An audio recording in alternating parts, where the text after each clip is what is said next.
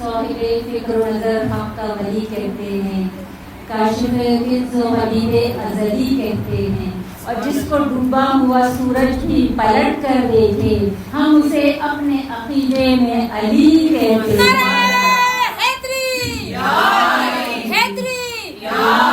محمد علی محمد کی ذات پہ بلند ترین صلوات۔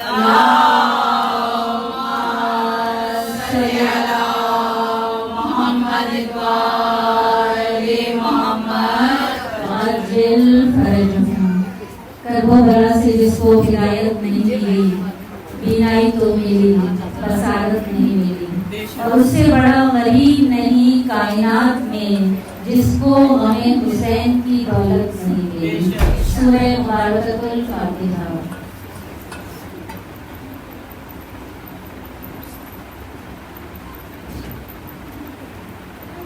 لا حول ولا قوة إلا بالله العلي العظيم، حسبنا الله ونعم الوكيل، نعم المولى ونعم النصير، أعوذ بالله من الشيطان الرجيم، بسم الله الرحمن الرحيم، الحمد لله رب العالمين، والصلاة والسلام على أشرف الأنبياء والمرسلين، سيدنا ونبينا وحبيب قلوبنا وطبيب نفوسنا وشفيع ذنوبنا مولانا أبي القاسم محمد، اللهم صل على محمد وعجل خيرهم وعلى أهل بيته الطيبين الطاهرين المعصومين المظلومين، ولعنة الله على أعدائهم أجمعين، أما بعد فقد قال الله سبحانه وتعالى في كتابه المبين وفرقانه الحميد وقوله الحق، بسم الله الرحمن الرحيم، قل لا أسألكم عليه أجرا إلا المودة في القربى۔ تمام تعریفیں، تمام حمد و ثنا ذات باری تعالیٰ کے لیے کہ جو تمام جہانوں کا خلق کرنے والا اور پالنے والا ہے، اور تمام درود و سلام محمد و آل محمد کے لیے کہ جو وجہ تخلیق کائنات ہے۔ درود پڑھ لیجیے۔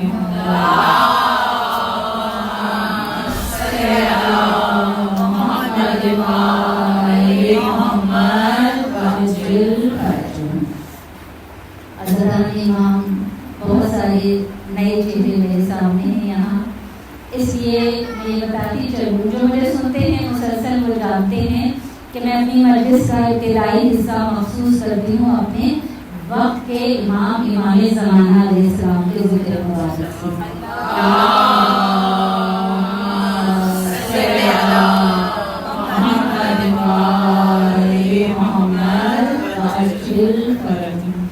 اس کی وجہ یہ ہے کہ اگر ہم فرش ازا پر اگر اپنے وقت کے حسین کو نہ پہچانے تو فرش ازا کا حق ادا ہو ہی نہیں سکتا۔ یہ صرف اس لیے کرتی ہوں کہ ہم زیادہ سے زیادہ اپنے وقت کے امام کی معرفت کو حاصل کر سکیں اور حق و باطل میں تمیز کرنے کے قابل ہو جائیں۔ میں نے جب سے یہ سلسلہ شروع کیا کہ اپنی مجلس کا ابتدائی حصہ محسوس کرنا شروع کیا تو ذہن میں صرف ایک ہی بات تھی کہ کربلا میں وہ جو یزیدی لشکر تھا اگر وقت کے امام کو پہچانتا ہوتا، وقت کے امام کی معرفت رکھتا ہوتا تو کربلا برپا ہی نہ ہوتی۔ کربلا برپا ہی اسی لیے ہوئی کہ اپنے وقت کے امام کو پہچانتے نہیں تھے۔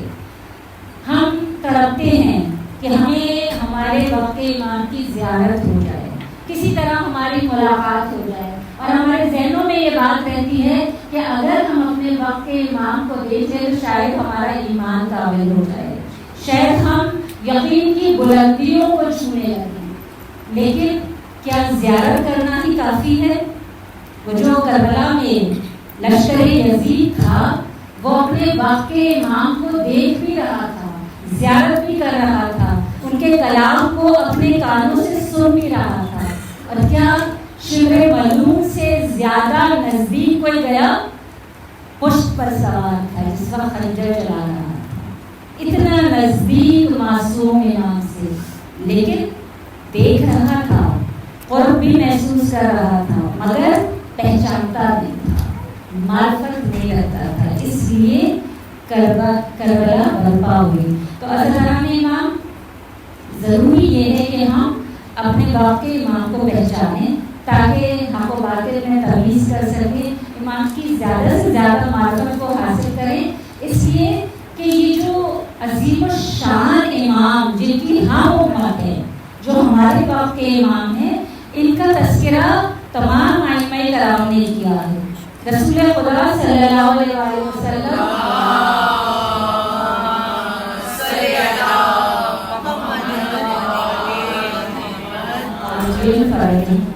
रसूल अपनी ज़बान से पहचानवा रहे हैं। और हम तो क्योंकि गदीर जब पढ़ते हैं तो बस रटे रटाए जुमले बस सही मनकुन तो मौला आज़ाद मौला।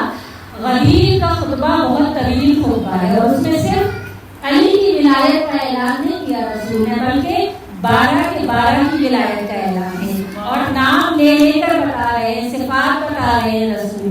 और आखिरी इमाम के लिए तो सबसे ज्यादा रसूल ने सिफात बताई हैं, उनके इस्म का एहतराम किया जा रहा है। रसूल कह रहे हैं इस्मो इस्मी कुन्नियतहु कुन्नियती, कि उसका इस्म, उसका नाम मेरे नाम पर होगा, उसकी कुन्नियत मेरी कुन्नियत पर होगी, वो मुझसे, मुझ मोहम्मद से बहुत ज्यादा मुशाबिहत रखता होगा। इमाम ज़माना अलैहिस्सलाम की मुशाबिहत बहुत ज्यादा है हमारे आखिरी नबी से। और 2 आइम्मा ऐसे हैं कि जिनके लिए हमें मिलता है रिवायतों में, अहादीस में, कि 2 इमाम बहुत ज्यादा रसूल से मुशाबिहत करते थे। एक तो आखिरी इमाम है और दूसरे इमाम है हसन मुज्तबा अलैहिस्सलाम।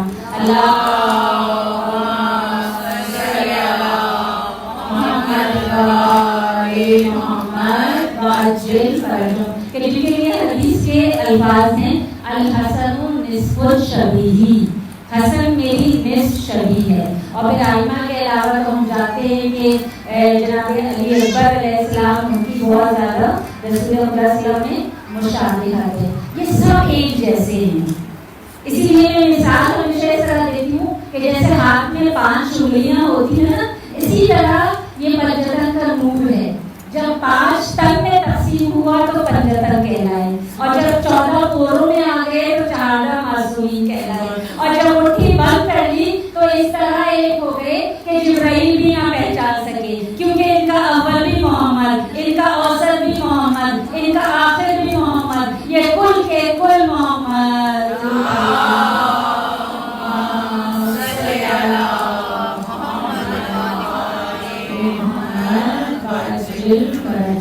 तो फिर क्यों ना कहूँ कि 14 दिमाग है तसव्वुर एक है, 14 ज़हन है फिक्र एक है, 14 नजरें हैं निगाह एक है, 14 ज़बानें हैं कौल एक है, 14 हाथ है अमल एक है, 14 दिल है इरादा एक है, 14 मासूमीन है इस्मत एक है, और 14 शख्सियतें हैं किरदार एक है। ज़रूर पढ़िए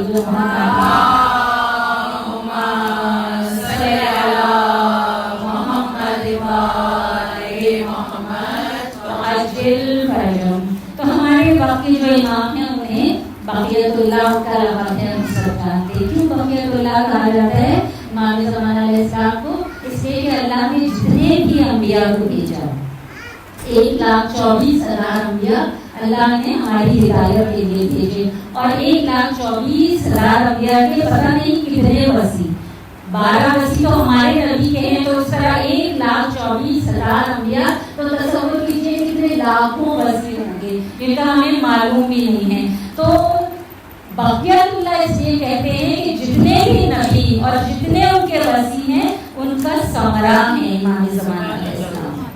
इसलिए कि जितने भी नबी आए और उनके जो वसी हैं उनको खुदा ने कुछ हदफ दे रखेगा, और उनके हदफ को जो अमली जामा पहनाएंगे वो फर्जंदे ज़हरा इमाम ज़माना अलैहिस्सलाम होंगे। तो हज़रत इमाम उनका हदफ क्या था, वो क्यों आए, जो पैगंबर हैं दुनिया में 1,24,000, वो हदफ ये लेकर आए कि तौहीद का पैगाम पहुँचाएं अल्लाह की तरफ तक और दीन इलाही को नाफिज करें। तो उसको जो अमली जामा पहनाएंगे वो जब ज़हूर होगा हमारे वक्त के इमाम का, वो उसे अमली जामा पहनाएंगे। अब इस अरसे में हमारा वजीफा क्या होना चाहिए? एक मरतबा दुरूद पढ़ती है, आप लोग आगे तशरीफ लाइए ताकि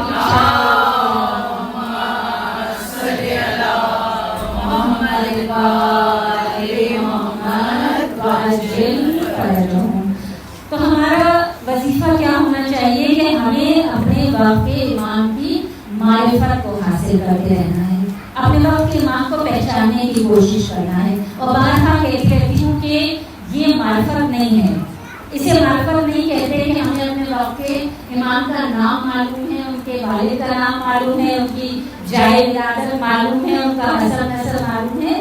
اسے معرفت نہیں کہتے، یہ صرف انفارمیشن ہے. معرفت کب پیدا ہوتی ہے؟ جب معرفت پیدا ہوتی ہے تو حالت ارتباط پیدا ہوتا ہے. تھوڑا سا مشکل لفظ میں نے شاید استعمال کر کے مثال دے کر سمجھاتی ہوں.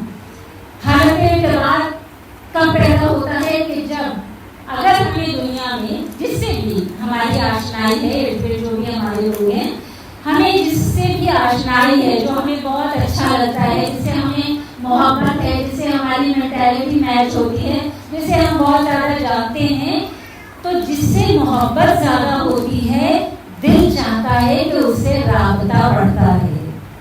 دل یہ چاہتا ہے کہ اس سے بات ہو جائے، اس کا میسج آ جائے، اس کی کال آ جائے. دل تڑپتا ہے کہ اس سے ہمارا مسلسل رابطہ رہے. تو جو محبوب ہوتا ہے نا، جو محبوب ہوتا ہے، جو پسند ہوتا ہے، تو دل چاہتا ہے کہ ہماری پسند اس کی پسند میں ڈھل جائے. جو محبوب کو پسند ہو میں وہ لباس پہنوں، جو محبوب کو پسند ہو میری گفتگو کا انداز وہ ہو. تو یہ ہماری کوشش رہتی ہے نا کہ جو پسند ہے. یہاں کوئی صرف مخالف کی بات نہیں ہو رہی، چاہے دوست ہو، چاہے جو بھی رشتہ ہو، شوہر ہے، بہن بھائی ہے، ماں باپ ہے، جس سے بھی ہمیں بہت زیادہ محبت ہے، ہمارا دل چاہتا ہے کہ اس سے تعلق مضبوط سے مضبوط ہوتا چلا جائے. اس کے ساتھ وقت گزارنا اچھا لگتا ہے، اس سے باتیں کرنا اچھا لگتا ہے. تو پھر ہم کیا کریں کہ اگر ہم یہ کہتے ہیں کہ ہمیں اپنے وقت کے امام سے محبت ہے، تو پھر ہمارا کیا کام ہے؟ پھر ہمارا کام ہے نا کہ اپنے وقت کے امام کو پہچانیں. اور جیسے جیسے ہم پہچانتے جاتے ہیں ان کی خوبیاں آشکار ہوتی جاتی ہیں. جب خوبیاں آشکار ہوتی ہیں تو پھر دل ان کی طرف کھنچتا ہے، پھر دل چاہتا ہے کہ رابطہ برقرار رہے اور بڑھتا چلا جائے. فضائل امام اس لیے ہمیں کرنا کیا ہے؟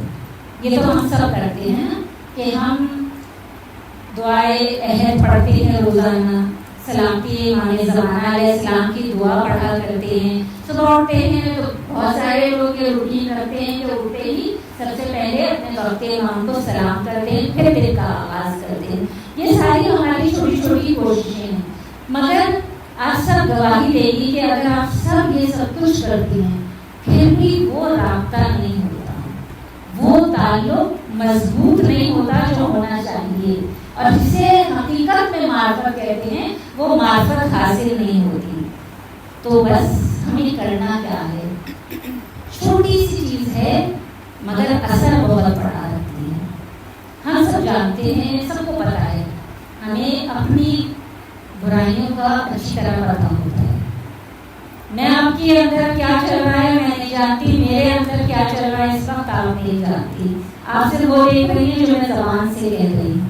میرے دل میں کیا ہے آپ کو نہیں پتا، وہ میرا خدا جانتا ہے، میرے وقت کا امام جانتا ہے.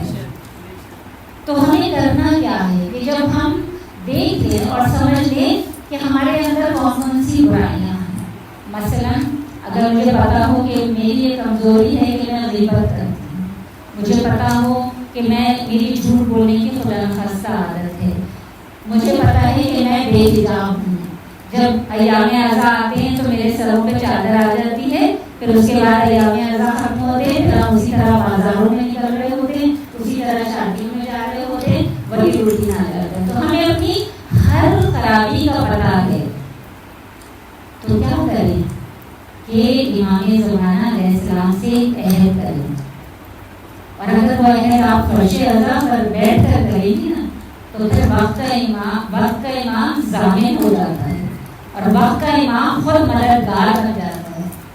تو یہاں بیٹھ کر اگر ہم عہد کرتے ہیں کہ مولا مجھ میں یہ برائی ہے، میں جھوٹ بولتی ہوں، میں اول وقت میں نماز نہیں پڑھتی، میں بے حجاب ہوں، میرے اندر خود پسندی ہے، میرے اندر تکبر تصور ہے خود سوچتے جائیں کیا کیا خرابیاں ہیں، اور پھر اس میں سے کوئی ایک خرابی، میں یہ نہیں کہہ رہی کہ ہم فرشتے بن جائیں اور ایک دم سے ہم ساری برائیوں کو ترک کر دیں گے، کوئی بھی نہیں کر سکتا، کوئی ایک خرابی چن لیں جسے آپ سمجھتے ہیں کہ سب سے زیادہ آسانی سے ترک کیا جا سکتا ہے، اس ایک خرابی کو چننے کے بعد پھر اپنے وقت کے ایمان سے رہ کریں، لیکن بھولنا نہیں ہے، اگلا ایام رضا آنے تک اس کو پریکٹس کرنی ہے۔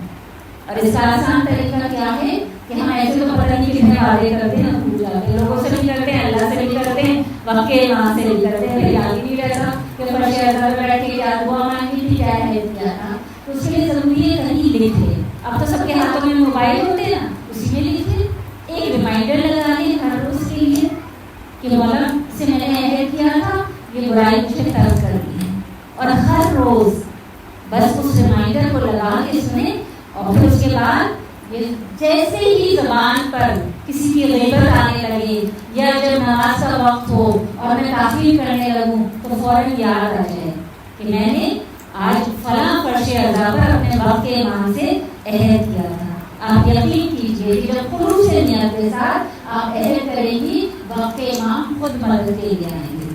اور ایک جملہ جو میں بار بار منبر سے دہراتی ہوں کہ ہماری جانب سے پروردگار عالم کی بارگاہ میں بس خلوص جاتا ہے، جب ہماری جانب سے خلوص جاتا ہے تو پھر توفیق اس کی بارگاہ سے خود بخود آنا شروع ہو جاتی ہے۔ ایک درود پڑھ لیجیے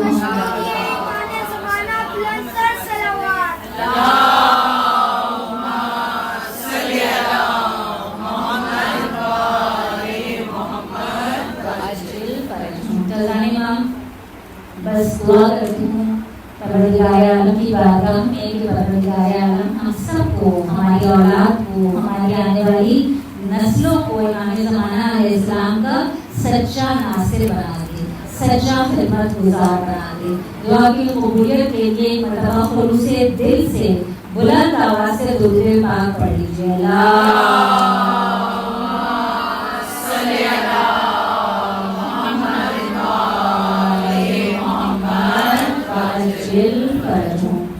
سرنامہ کلام میں میں نے آئے مودت کی تلاوت کا شرف حاصل کیا۔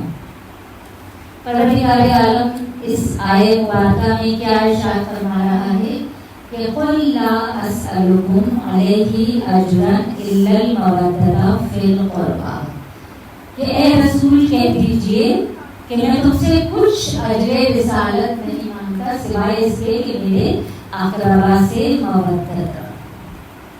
اب دیکھیے جتنے بھی انبیاء آئے اب تک سب کی تاریخ اٹھا کر پڑھ لیجیے، کسی نبی نے اپنی امت سے اجر رسالت نہیں مانگا، بلکہ اگر کسی نبی کی امت کے کچھ لوگ آئے بھی اور کہا آگے رسول سے، نبی سے کہ ہم آپ کو کچھ اجر رسالت دینا چاہتے ہیں، تو ہر نبی نے کہا کہ ہمیں نہیں چاہیے، ہمارا اجر خدا کے ذمہ ہے۔ ہر نبی نے یہی کہا سوائے ہمارے نبی کے کہ جو امت سے اجر رسالت مانگ رہے ہیں، مگر اپنے ارادے سے نہیں، خدا کے حکم سے مانگ رہے ہیں۔ حالانکہ وہ نبی ہے جو وما یطلب عن الہوی ان ہوا الا وحی یوحی کی منزل پر ہے، جو بغیر وحی الہی کے کلام ہی نہیں کرتا۔ وہ نبی خدا کے حکم سے حکم دیا جا رہا ہے، قل لا اسألکم، اے رسول کہہ دیجئے کہ کچھ اجر رسالت نہیں مانگتا سوائے اس کے کہ میرے اقربا سے مودت رکھو۔ تو جو اللہ نے اتنا جس چیز پر ایمفیسائز کیا اور تنبیہ کی جا رہی ہے، جب قل کا لفظ آ جاتا ہے نا کسی آیت سے پہلے تو پھر تنبیہ ہے کہ کہہ دیجیے، اللہ حکم دے رہا ہے، تو پھر وہ فرض ہو جاتا ہے، اور پھر جو فرض ہو جائے اگر وہ ادا نہ کیا جائے تو پھر وہ قرض رہتا ہے، اور قرض وہ چیز ہے کہ جو شہید کا بھی اگر ادا نہ ہو تو اس کی گردن پر رہتا ہے، جبکہ شہید آپ کو پتہ ہے کہ شہید کے خون کا پہلا قطرہ جس وقت زمین پر گرتا ہے، شہید کے سارے گناہ صغیرہ و کبیرہ معاف کر دیے جاتے ہیں، اس لیے کہ کہ اس نے سب سے قیمتی اس کے پاس کیا تھی؟ اس کی جان تھی نا، وہ اس نے اللہ کی راہ میں دی تھی. اب ہر گناہ معاف ہو گیا، مگر قرض شہید کبھی معاف نہیں ہوتا. تو قرض گردن پر رہتا ہے. شہید کے لیے اگر لوایتین جب تک اس کا قرض ادا نہ کر دے، وہ قرض روز محشر تک اس کی گردن پر رہے گا، اور جس کا قرض ہے وہ روز محشر طلب کر سکتا ہے. تو اذان امام جو رسول جس چیز کو فرض قرار دے رہے ہیں، اگر امت وہ ادا نہ کرے تو پھر وہ قرض ہے، اور رسول چاہیں گے تو روز محشر طلب کر سکتے ہیں. دنیا میں اگر کسی کا قرض ہے، چاہے شہید ہو یا نہ ہو، لوایتین جب ادا کرتے ہیں اس کے مرنے کے بعد ادا ہو جاتا ہے، ختم ہو گیا. اب روز محشر اس کی گردن پر کوئی بوجھ نہیں ہے. لیکن یہ تو مادی قرض ہے نا. اجر رسالت کیسے لوایتین ادا کریں گے؟ اجر رسالت تو اسی زندگی میں ادا کرنا ہے نا. اگر زندگی میں ادا کرتے رہیں گے تو رسول روز محشر ہم سے طلب کریں گے. تو آیے مبارکہ میں غور طلب بات یہ ہے کہ لفظ سے محبت نہیں آیا، مودت آیا ہے. اجر رسالت یہ نہیں ادا کرنا کہ اقربا سے محبت کرو. اب فرق کیا ہے محبت اور مودت میں؟ دیکھیں، محبت ایک جذبہ ہے. محبت کسی سے بھی ہو جاتی ہے، کبھی بھی ہو سکتی ہے، کسی سے بھی ہو سکتی ہے. محبت وہ جذبہ ہے جس پر اختیار نہیں ہوتا، اور اس سے بھی ہو جاتی ہے جو اہل نہیں ہوتا، کیونکہ بے اختیار جذبہ ہے نا. لفظ محبت جو ہے یہ خوب سے نکلا ہے، جس کے معنی کیا ہے کہ دل کا کسی کی طرف جھکاؤ. لیکن لفظ مودت جو ہے یہ ود سے نکلا ہے، جس کے معنی کیا ہے کہ محبت کے ساتھ اخلاص بھی ہو، وفا بھی ہو، اطاعت بھی ہو، احترام بھی ہو. اس لیے مودت وہ جذبہ نہیں ہے کہ کسی سے بھی ہو جائے، اور بے اختیار جذبہ بھی نہیں ہے.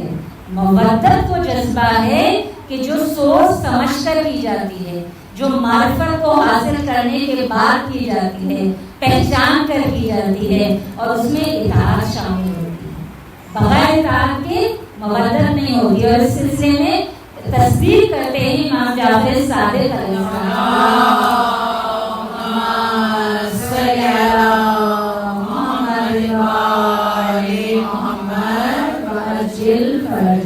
میرا خیال ہے کہ جتنے لوگ ہیں اس سے بہتر صلوات پڑھی جا سکتی ہے.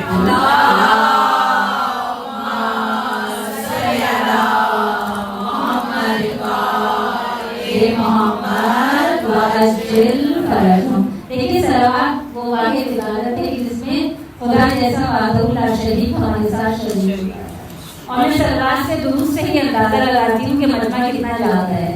میں نعروں کی تمنا نہیں کرتی، کیونکہ میں تو ہمیشہ کہتی ہوں نعروں کی تمنا وہ کرے جو جنگ لڑ رہے ہوں. جنگوں میں حوصلہ بڑھانے کے لیے نعروں کی ضرورت ہوتی ہے، لیکن جب فرش ارضا پڑھیں تو درود کی بہت زیادہ ضرورت ہے. جتنا آپ درود پڑھتے چلے جائیں گی اور اس طرح پڑھیں گی جس طرح پڑھنے کا حق ہے.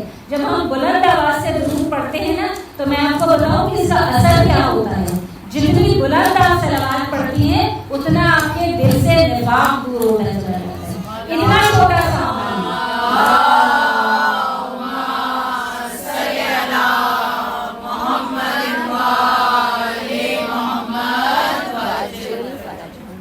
تو بس محبت اور مودت کا فرق سمجھ میں آ گیا نا کہ محبت کیا ہے اور مودت کیا ہے. اب سمجھنا کیا ہے کہ یہ سمجھنا ہے کہ ہم کہاں کھڑے ہیں. ہم محبت کی منزل پر ہیں ابھی یا ہم مودت کی منزل پر آ گئے.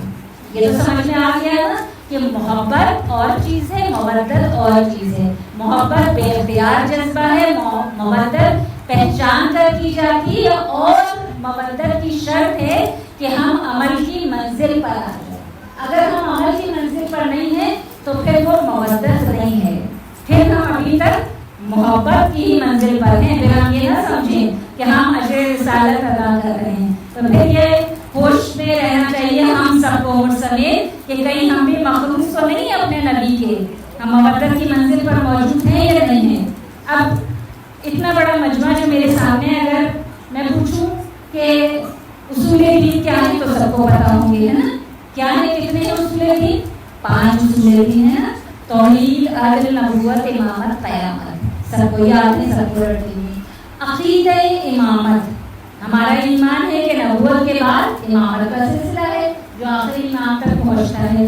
اور جب میں آپ سے یہ پوچھوں کہ مولا علی ہمارے امام ہیں، سب ہاتھ کھڑا کر کے کہیں گے نا کہ ہمارے امام ہیں. کوئی بھی ایسا نہیں ہوگا جو کہے گا کہ نہیں میرے امام نہیں ہے علی. بھائی نعرے ایسے لگتے ہیں جب تو ہم ہاتھ اٹھا کے کہتے ہیں نا یا علی، تو ہم سب ہاتھ اٹھا کے کہیں گے ہاں مولا علی ہمارے امام ہیں. مگر پھر یہاں رک کر پھر تھوڑا سا سوچنا ہوگا کہ ہم تو یہ کہہ رہے ہیں کہ مولا علی ہمارے امام ہیں، رسول کیا کہہ رہے ہیں اور خود علی کیا کہہ رہے ہیں؟ کس کے امام ہیں؟ امام المتقین. تو پھر یہاں بھی سوچنے کی ضرورت ہے کہ ہم تقویٰ کی منزل پر ہیں یا نہیں ہیں. تقویٰ کو ڈیفائن کرنے کی ضرورت نہیں ہے، سب جانتے ہیں نا کہ تقویٰ کیا ہے. تو رسول کہہ رہے ہیں کہ علی امام المتقین ہیں، ہم کہہ رہے ہیں علی ہمارے امام ہیں. تو اگر ہم متقی ہیں تو یقیناً علی ہمارے امام ہیں، ورنہ ہم کہتے رہے کہ علی ہمارے امام ہیں. علی تو نہیں کہہ رہے کہ میں تمہارا امام ہوں، علی تو کہہ رہے ہیں متقیوں کا امام ہوں. اور اللہ کیا کہہ رہا ہے؟ انما یتقبل اللہ من المتقین. اللہ اعمال تو صرف متقین کے قبول کرتا ہے. اب جو متقی نہیں ہے وہ جو مرضی کرتا رہے، جو مرضی عمل کرتا رہے. اللہ نے تو قرآن میں کہہ دیا، اور قرآن ظاہر ہے کہ وہ کتاب ہے جس میں کسی شک کی گنجائش نہیں. ذالک الکتاب لا ریب فیہ، پہلے سارے ڈاؤٹس کو ہٹانا ہوگا، پھر قرآن ہدایت دیتا ہے. تو حضرات امام ہمیں یہاں رک کے پھر یہ سوچنا ہے نا کہ قرآن بھی یہ کہہ رہا ہے کہ عمل صرف متقیوں سے اللہ قبول کرے گا، اور علی بھی یہ کہہ رہے ہیں کہ میں متقیوں کا امام ہوں. تو پھر یہاں مقام فکر ہے کہ میں فرش عزا پر تو آ رہی ہوں اور آ کر میں گریہ بھی کر رہی ہوں، اور انہی آنکھوں سے میں 5 چیزیں بھی دیکھ رہی ہوں. آج تو موبائل ہاتھوں میں ہوتا ہے، پتہ نہیں کون سی تصویریں سامنے آ جاتی ہیں، کون سی ویڈیوز آ جاتی ہیں. اگر میں ان آنکھوں سے فرش عزا پر آ کر گریہ بھی کر رہی ہوں اور وہ سب چیزیں بھی دیکھ رہی ہوں، خود کو نہیں روک پا رہی، تو پھر میرا یہ گریہ کسی کام کا نہیں ہے. اگر ہم یہ جو مجالس کرتے ہیں اور اتنا خرچ کرتے ہیں، ہم سب جانتے ہیں یہ روایت کے جملے ہیں کہ اگر کوئی حسین کی محبت میں 1 درہم خرچ کرتا ہے، حسین 70 درہم واپس لوٹ آتے ہیں. یہ عظمت ہے فرش عزا کی، یہ عظمت ہے مجلس حسین. لیکن اگر ہم رزق حرام کما رہے ہیں تو ہم 50 دینے چڑھا دیں، پھر وہ حسین کے نام پر کھلاتے رہیں، چاہے غریبوں کو بھی کھلائیں، کسی کام کا نہیں، کیونکہ تقویٰ نہیں ہے. اور اللہ کہہ رہا ہے کہ میں عمل صرف متقیوں سے قبول کرتا ہوں. اور اسی طرح بالکل اسی طرح بہت معذرت کے ساتھ یہ کسی دل آزاری مقصود نہیں ہوتی، لیکن ممبر پر بیٹھنے کی سعادت مولا نے اسی لیے دی ہے کہ حق کو بیان کریں، لوگوں کو خوش کرنے کے لیے ممبر پر نہ بیٹھے، یہ دیکھیں کہ بیوی راضی ہوں گی کہ نہیں راضی ہوں گی.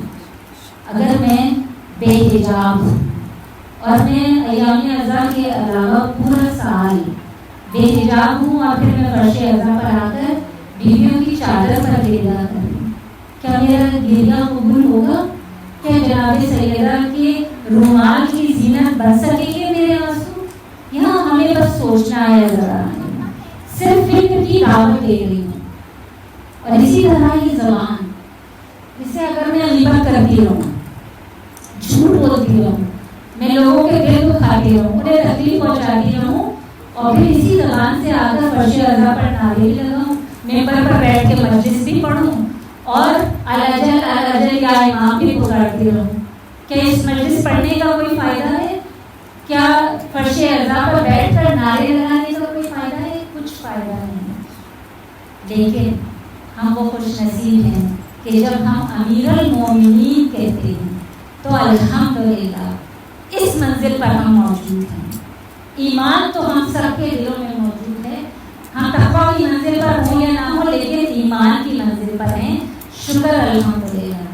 اور یہ اس میں ہمارا کمال نہیں ہے, یہ خدا کا ہم پر احسان ہے کہ اس نے ہمیں ان گھرانوں میں پیدا کر دیا. ہمیں اتنی محنت نہیں کرنی پڑی. آپ دیکھیے آج کتنے لوگ ہیں جو کنورٹ ہو رہے ہیں, جو تحقیق کر کے کنورٹ ہو رہے ہیں. اور یہ باہر سے جعفریہ ہے کہ جس میں یہ لازم ہے کہ آپ کا بائبل شیعہ ہونا کافی نہیں ہے, آپ کا بائبل مسلمان ہونا کافی نہیں ہے. آپ پر واجب ہے کہ آپ تحقیق کریں کہ آپ مسلمان ہیں تو آپ مسلمان کیوں ہیں. آپ علی کے شیعہ ہیں تو آپ علی کے شیعہ کیوں ہیں. آپ کو معرفت ہونی چاہیے, آپ کو پتہ ہونا چاہیے کہ میں کیوں علی کی شیعہ ہوں.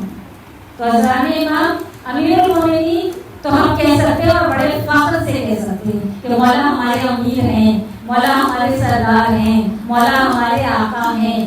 تو کیونکہ ایمان کیا ہے, ایمان اسلام سے ایک درجہ بلند ہے. اور یہ میں نے کہہ دی امام جعفر صادق علیہ السلام.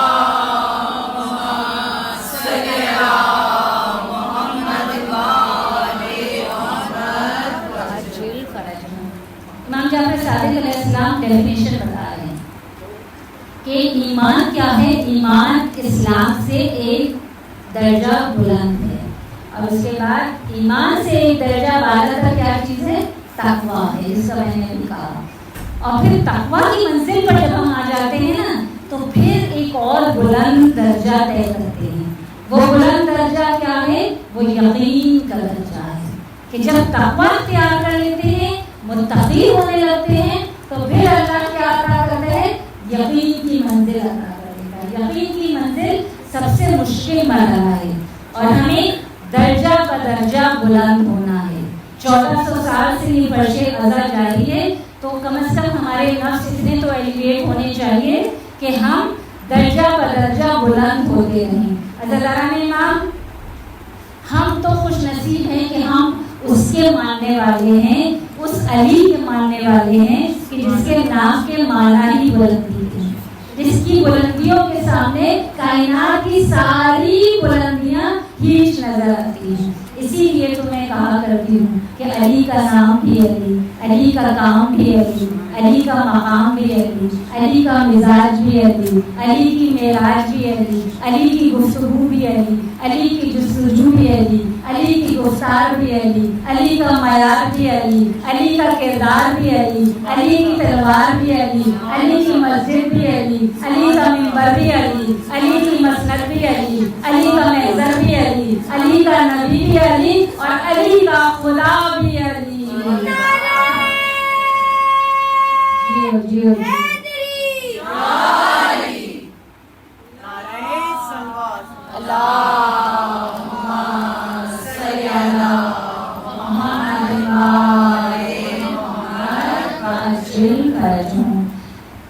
مولا سلامت رکھے ہمیشہ یا علی مدد کے انوار.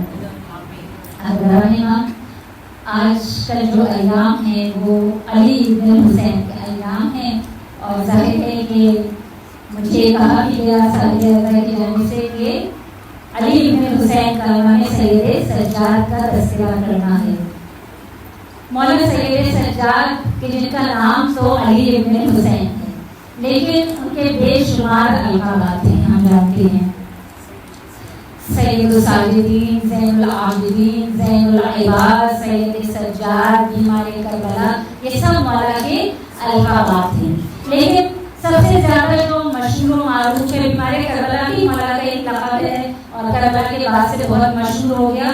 لیکن جس نام سے بچہ مولا کو پہچانتا ہے وہ ہے امام زین العابدین, عبادت کرنے والوں کی زینت. اور یہ کیوں اتنا مشہور ہوا کہ اس کے پس منظر میں ایک واقعہ موجود ہے جو صرف ہماری کتابوں میں نہیں ہے بلکہ اہل سنت کی کتابوں میں بھی موجود ہے, اور حنفی بزرگوں نے بھی اس واقعے کو درج کیا ہے. وہ واقعہ کیا ہے کہ ایک مرتبہ شیطان نے, ابلیس نے پروردگار عالم کو چیلنج کر کے کہا کہ میں جس وقت چاہوں اور جب چاہوں تیرے بندوں کو تیری عبادت سے غافل کر سکتا ہوں, ان کی عبادت میں خلل ڈال سکتا ہوں. اب شیطان نے ان کو چیلنج ازل سے کیا ہوا ہے اور اللہ نے مہلت بھی دی ہے, لیکن جس وقت یہ چیلنج کیا تو پروردگار عالم نے کہا کہ میں تجھے چیلنج کرتا ہوں کہ اس وقت مدینے کی سرزمین پر میرا ایک بندہ علی ابن حسین میری عبادت میں مصروف ہے، اور میں چیلنج کرتا ہوں کہ تو اس کی عبادت میں خلل نہیں ڈال سکتا۔ اب ابلیس آیا اس حجرے میں کہ جہاں میرے مولا نماز شب میں مشغول تھے، آ کر مولا کی نماز میں خلل ڈالنا چاہتا ہے، کبھی آگے سے آتا ہے کبھی پیچھے سے آتا ہے۔ مولا اسی خضوع و خشوع کے ساتھ نماز پڑھتے رہتے ہیں۔ مولا نماز پڑھنے جب ہر حربہ آزما لیتا ہے تب اس کے بعد ایک اژدہے کی شکل اختیار کرتا ہے۔ روایت کے جملے ہیں کہ اژدہے کی شکل اختیار کر کے مصلی کے آگے آ کر بیٹھ جاتے ہیں۔ اب انسانی نفسیات ہے، انسانی فطرت ہے نا کہ اگر ہم کتنے خضوع و خشوع کے ساتھ نماز پڑھ رہے ہوں لیکن اگر اژدہا سامنے آ کر بیٹھ جائے تو انسان خوفزدہ ہو جاتا ہے۔ جتنی بھی خضوع و خشوع سے عبادت ہو رہی ہو عبادت میں خلل آ جاتا ہے۔ مگر میرے مولا کے کیا کہنے، وہ ابلیس تھا، وہ بھول گیا تھا کہ اس علی کا علی بیٹا ہے کہ جس نے گہوارے میں کلہے اجدر کو چیر ڈالا تھا، تو اس علی کا علی بیٹا نماز پڑھ رہا ہے۔ تب پھر بھی جب دیکھتا ہے کہ عبادت میں خلل نہیں ڈال سکا تو پھر کیا کرتا ہے، آ کر پیر کے انگوٹھے میں کاٹتا ہے، اور جب پیر کے انگوٹھے میں کاٹتا ہے تبھی مولا کو پتہ ہی نہیں چلتا، مولا اسی طرح نماز پڑھتے رہتے ہیں۔ تبھی بھول گیا کہ اس علی کا علی بیٹا ہے کہ جس کے پیر کی ہڈی میں اس طرح تیر پیوست ہوا تھا کہ ایک جانب سے گھسا تھا اور گوشت میں نہیں، ہڈی میں، اینکل میں، اس طرح کہ ایک جانب سے پیوست ہوا دوسری جانب سے نکل گیا۔ علی جیسا شجاع اتنی تکلیف میں تھا کہ اصحاب نے ہر کوشش کر لی اس تیر کو نکال نہیں سکے۔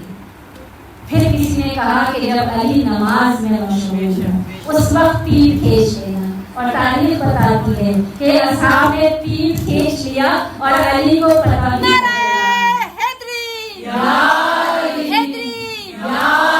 جناب امام زین العابدین کی شان پہ بلند ترین صلوات۔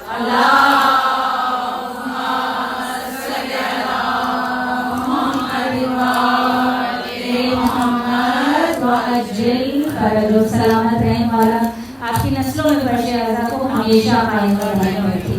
تو ثانی امام اس نے جب پیر میں کاٹا تبھی مولا اسی طرح نماز پڑھتے رہے۔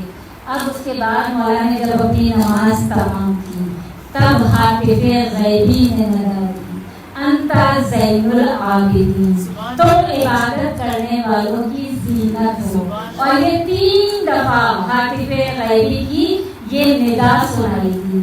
تو وہ مولا ملا کہ جو عبادت کرنے والوں کی زینت ہے، جو سید الساجدین ہے، سجدہ کرنے والوں کا سردار، اور جو تھوڑی بہت ہی عربی جانتے ہیں وہ جانتے ہیں کہ جب اسم سے پہلے یا فعل سے پہلے الف لام لگ جائے تو پھر کسی خاص چیز کا ذکر ہوتا ہے۔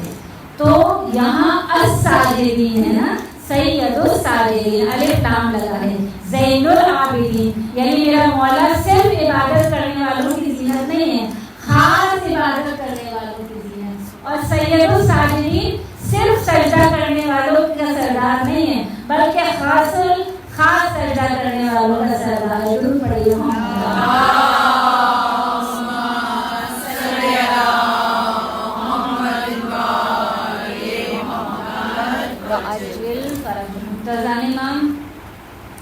مولا کے القابات سے بیماری کربلا بھی ہم جانتے ہیں، اتنا مشہور و معروف ہو گیا کیونکہ ممبروں سے زیادہ تر مولا کا یہ لقب اور یہ ذکر اتنا زیادہ ہوتا ہے کہ مولا کی فضیلتیں کم بیان کی جاتی ہیں، اور بیماری کا تذکرہ اتنا ہوتا ہے کہ ہمارے ذہنوں میں یہ راسخ ہو گیا کہ جب ہم امام کا تصور کرتے ہیں تو بس ایک بیمار اور کمزور اور ناتواں امام کا تصور ہمارے ذہنوں میں آتا ہے، جبکہ وہ بیماری اتنی دیر کی تھی، کربلا میں صرف 1 سے 1.5 دن تھی، بس اتنا وقت تھا جو امام بیمار ہے، وہ بھی مصلحت خداوندی تھی، حکمت پروردگار تھی، اس لیے کہ امامت کے نور کو ایک امام سے دوسرے امام میں منتقل ہونا تھا، اور اگر اس وقت بیماری غالب نہ آتی تو جہاد ثابت نہ ہوتا۔ ہمیں پتا ہے کہ جہاد بیمار پر سے ثابت ہو جاتا ہے، اگر مولا اس وقت بیمار نہ ہوتے تو ان پر بھی اپنے وقت کے امام کی نصرت واجب ہو جاتی اور پھر انہیں بھی جنگ کے میدان میں جانا پڑتا، لیکن خدا کو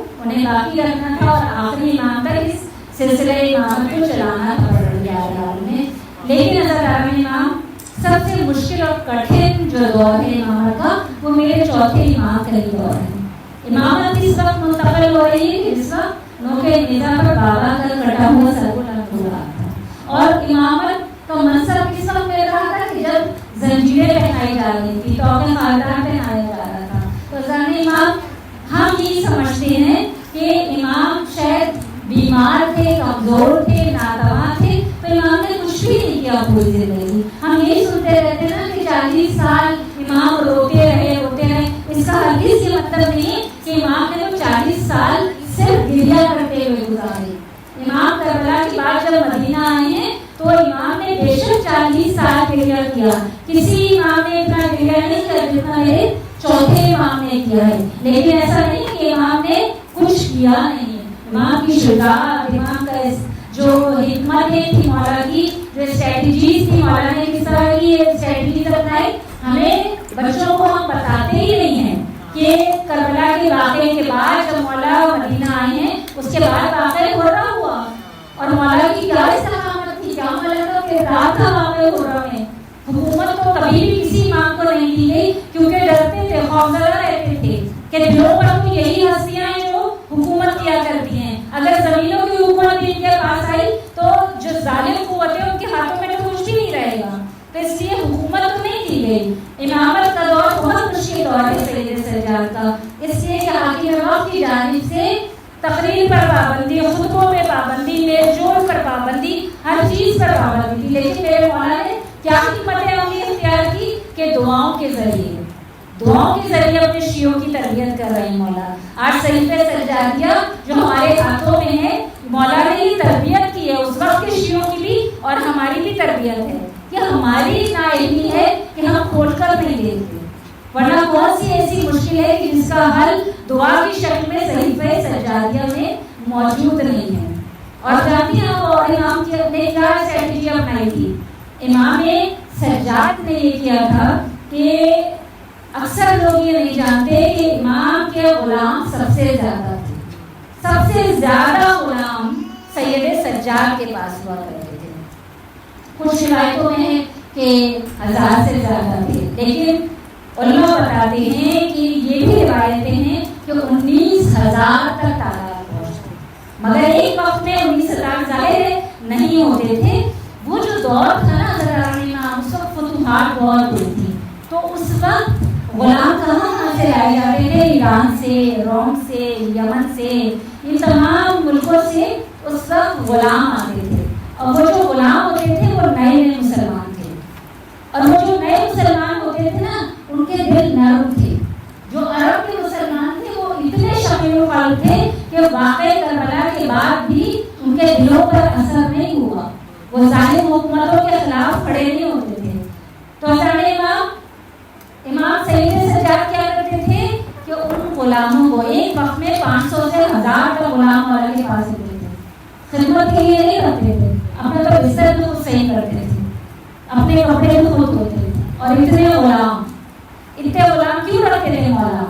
ان کی تربیت کرتے تھے، ان کو دین سکھاتے تھے، ان کو فقہ سکھاتے تھے، اور اس کے بعد انہیں آزاد کرتے تھے۔ اور ایک وجہ اور بھی تھی کہ اس وقت عرب میں ایک کلچر تھا کہ غلاموں کا معاشرہ تھا، وہ کیا کرتے تھے؟ غلاموں کو خریدتے تھے اور اس کے بعد انہیں مہنگے داموں بیچا کرتے تھے۔ میرے امام نے ایک بھی غلام خریدنے کے بعد بیچا نہیں، صرف آزاد کیا کرتے تھے۔ پہلے ایک سال سے زیادہ کسی غلام کو اپنے پاس رکھا بھی نہیں ہے، غلام کو اپنے پاس 1 سال تک رکھتے تھے، اسے اس کی تربیت کرتے تھے، دین سکھاتے تھے، اہل بیت کی تعلیمات سکھاتے تھے، اور اس کے بعد اسے آزاد کر کے کہتے تھے کہ آپ اپنے علاقوں میں جاؤ اور جا کر دین کی تبلیغ کرو۔ یہ شیعت ایسے نہیں پھیلی، یہ سید سجاد کا احسان ہے، ورنہ جس طرح سادات کی نسل کشی کی گئی ہے آج ہمارا وجود بھی باقی نہ ہوتا، مگر میرے مولا کی حکمت عملی دیکھیے۔ تو مولا اس طرح 1 سال کے بعد آزاد کر دیا کرتے تھے، اور پھر وہ جا کے مختلف علاقوں میں، مختلف ملکوں میں تبلیغ کرتے تھے۔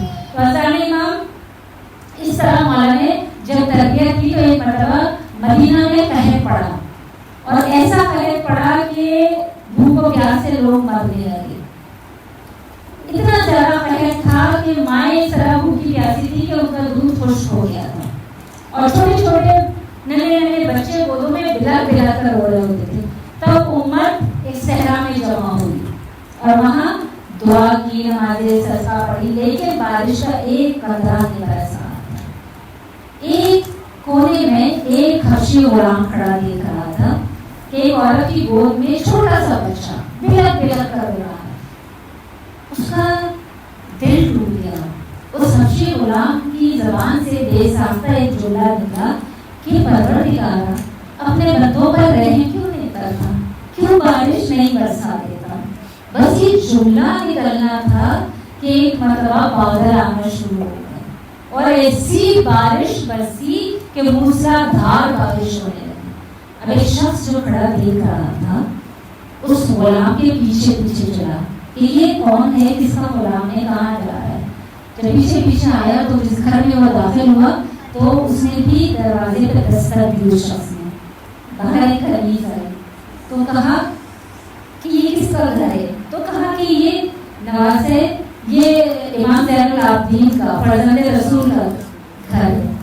تو کہتا ہے کہ میں ملنا چاہتا ہوں. مولا نے اندر بلا لیا. جب قریب آیا تو کہا آپ کو پتا ہے کہ آپ کے پاس کیسا صاحب کرامت غلام ہے. اچھا. مولا نے کہا کون سا غلام ہے؟ تو کہا کہ آپ جو قیمت مانگیں گے میں اس غلام کی وہ قیمت دینے کے لیے تیار ہوں. مولا نے سارے غلاموں کو بلایا.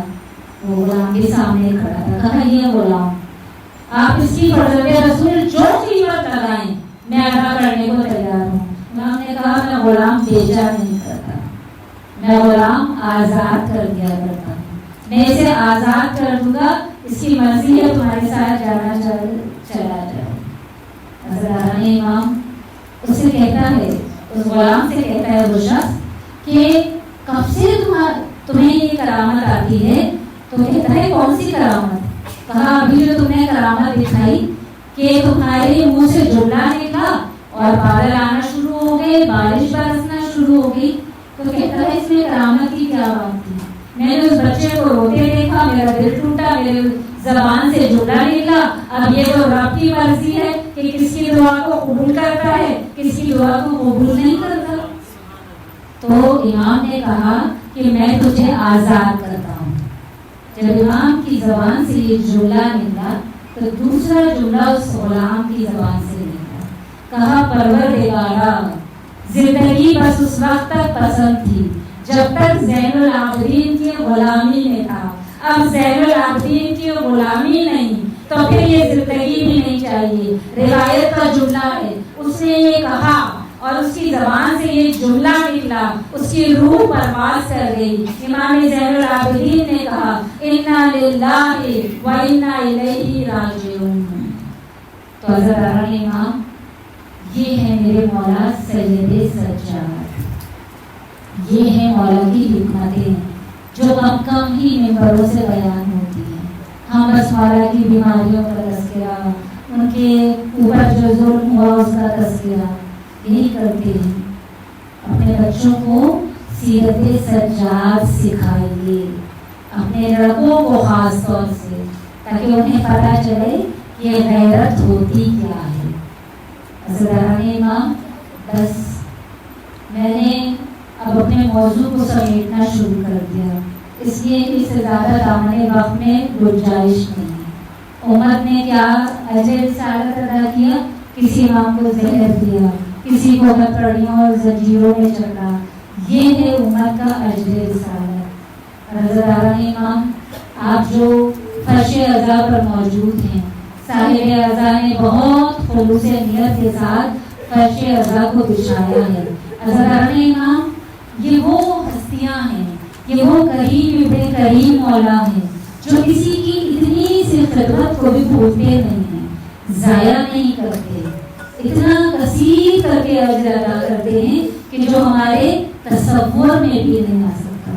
بس دعا گو مبارکہ رب العزت میں کہ مولا آپ کا آنا قبول کرے، میرا پڑھنا قبول کرے، صاحب عزا کا فرش کو بچھانا قبول کرے. ہم سب نوکری کرنے کے لیے فرش عزا پر موجود ہیں. کوئی عزادار کی شکل میں ہے، کوئی صاحب عزا کی شکل میں ہے، کوئی پڑھنے والوں کی شکل میں ہے. سب کی اپنی اپنی نوکری ہے. بس یاد کیا رکھنا چاہیے کہ ہم اس فرش عزا کے نوکر ہیں. ہم اس ممبر کے مالک نہیں، ہم اس فرش عزا کے مالک نہیں ہیں. ہم نوکر ہیں تو ہمارے انداز بھی نوکروں والے ہونے چاہیے. حضرت امام بس اسی سے متعلق ایک چھوٹا سا واقعہ آپ کی سماعتوں کی نظر کروں اور میں مسائل سے متاثر ہو جاؤں.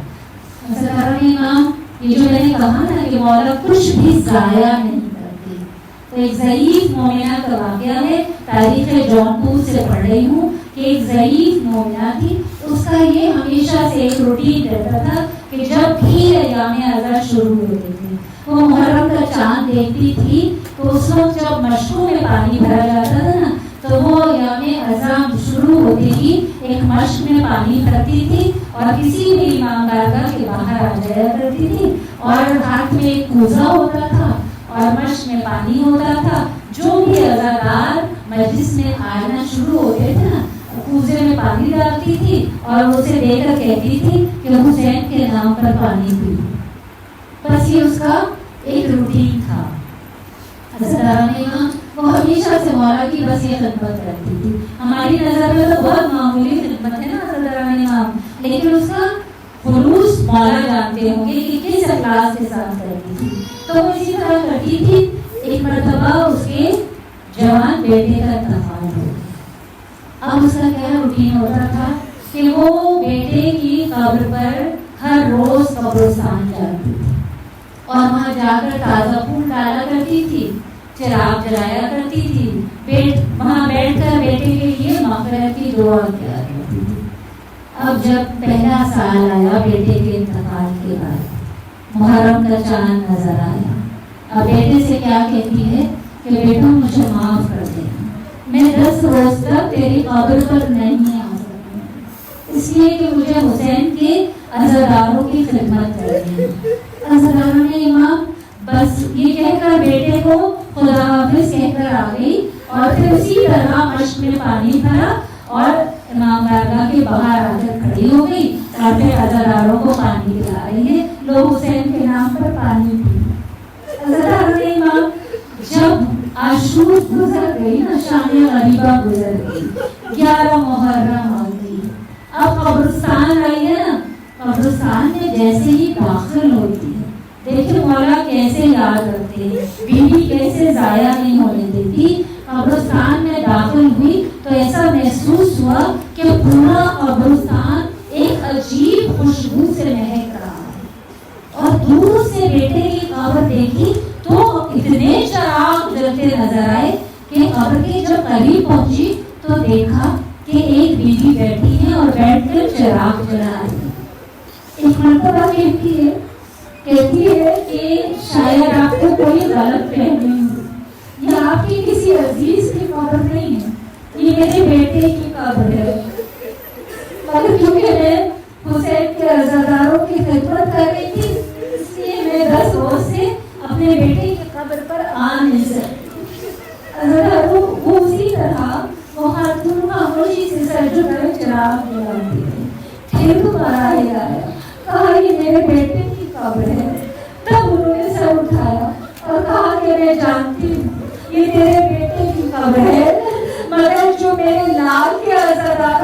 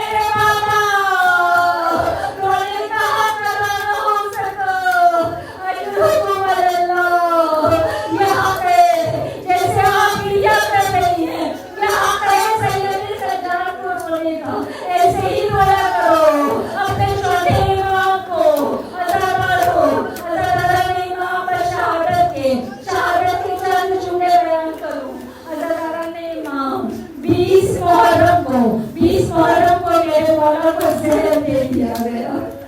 अरे जब 24वीं शब आई थी ना, मेरा मौला तड़प रहा था। अरे जहर ने असर दिखाना शुरू कर दिया।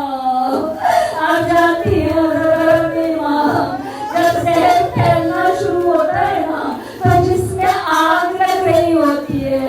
अरे मेरा पांचवा इमाम मुझे पानी लेकर आ गया। बाबा पानी पी लीजिए। मेरे मौला ने कहा बाकर मुझे पानी नहीं चाहिए, पानी ले जाओ। मैं रिवायत के जुमले पढ़ रही हूँ, आप तसव्वुर करती जाइएगा। अपने बाबा की प्यास याद आ गई होगी। अरे 3 दिन का प्यासा हुसैन और शिविर का कुल खंजर, 13 ज़रबे। अरे पानी नहीं दिया मेरे मौला ने। उसके बाद जनाब बाकर से कहते हैं मेरे मौला कहते हैं बाकर मुझे नीचे जमीन पर लेटा दो। मेरे मौला ने तो चादर बिछानी चाहिए। सैयद सज्जाद ने मना कर दिया, कहा बाकर चादर नहीं बिछाना, मुझे पट्टी पर लिटाओ। अरे करबला की रेत याद आ गई होगी। अरे वो तपती हुई रेत, अपने बाबा का तड़पना। एक मरतबा पांचवें इमाम ने जमीन पर लेटा दिया। बस 2 जुमले इमाम जब जमीन पर लेटा दिया ना, अब एक मरतबा पांचवें इमाम से कहते हैं बेटा बाकर तू बाहर चला जा। मौला रोकर कहते हैं बाबा जिसका जवान बेटा हो वो कैसे अपने बाबा को, अपने बूढ़े बाप को एड़ियां रगड़ता हुआ अरे तलवार छोड़कर चला जाए। कहा बाकर बाहर चला जाओ, मैं उस गुर्बत का एहसास करना चाहता हूँ। अरे मैं उस नौजवान का, अरे मेरा बाबा तन्हा करबला की जमीन पर एड़ियां रगड़ रहा था। मेरा मौला एड़ियां रगड़ता रहा, बाबा की गुर्बत को याद करता रहा, रूह परवाज़ कर गई। इन्ना लिल्लाहि व इन्ना इलैहि राजिऊन। अला लानतुल्लाह हमारे यहाँ परवरदिगार हमारी अमीन सी इबादत को अपनी बारगाह में कबूल मकबूल फरमाए। बारे इलाहा जो बीमार है परवरदिगार, बीमार करबला के सदके सेहत कामिला अता फरमाए। बारे इलाहा पाक परवरदिगार जो बेरोजगार हैं उन्हें बेहतरीन रोजगार अता फरमाए। पाक परवरदिगार जो बे औलाद हैं असर और सकीना के सपने और सौले औलाद अता फरमाए। बारे इलाहा पाक परवरदिगार जो बेघर है परवरदिगार उन्हें बेहतरीन घर अता फरमाए कि जिसमें वो फर्श रज़ाए हुसैनी को बिछा सके। और जिन घरों में फर्श रज़ाए हुसैनी बिछाई जाती है परवरदिगार घरों को हमेशा शाद व आबाद रखना। बारे इलाहा बहुत लोगों ने मुझसे दुआ के लिए कहा है, मेरे ज़हन में उनके नाम मौजूद है, मेरे दिल में भी उनका एहसास है। बारे इलाहा तू दिलों का हाल जानता है, तू उनके नाम भी जानता है। परवरदिगार उन सब की हाजतों को अपनी बारगाह में कबूल फरमा ले। हमें कोई गम न दे सिवाय गम हुसैन की। बारे इलाहा सबसे बड़ी दुआ कि हम बारिश के होते हुए बेवारिस हैं।